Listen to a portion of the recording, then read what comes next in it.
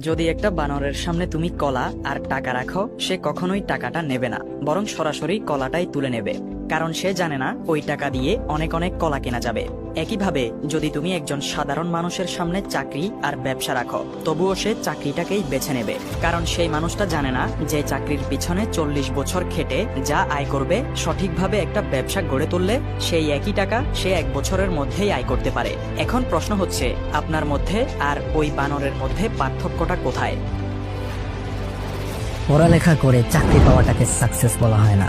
জীবনে সাকসেসফুল তাকেই বলা হয় যে শিক্ষিত মানুষকে চাকরি দিতে পারে। চাকরির জন্য ডিগ্রি প্রয়োজন হয়, কিন্তু মালিক হওয়ার জন্য ডিগ্রির প্রয়োজন হয় না। নিজেকে মালিক বানান, গোলাম নয়।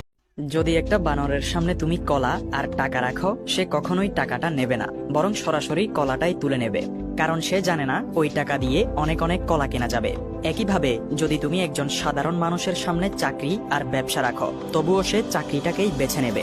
কারণ সেই মানুষটা জানে না যে চাকরির পিছনে 40 বছর খেটে যা আয় করবে, সঠিকভাবে একটা ব্যবসা গড়ে তুললে সেই একই টাকা সে 1 বছরের মধ্যেই আয় করতে পারে।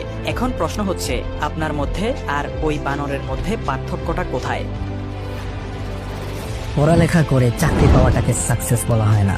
জীবনে সাকসেসফুল তাকেই বলা হয় যে শিক্ষিত মানুষকে চাকরি দিতে পারে। চাকরির জন্য ডিগ্রি প্রয়োজন হয়, কিন্তু মালিক হওয়ার জন্য ডিগ্রির প্রয়োজন হয় না। নিজেকে মালিক বানান, গোলাম নয়।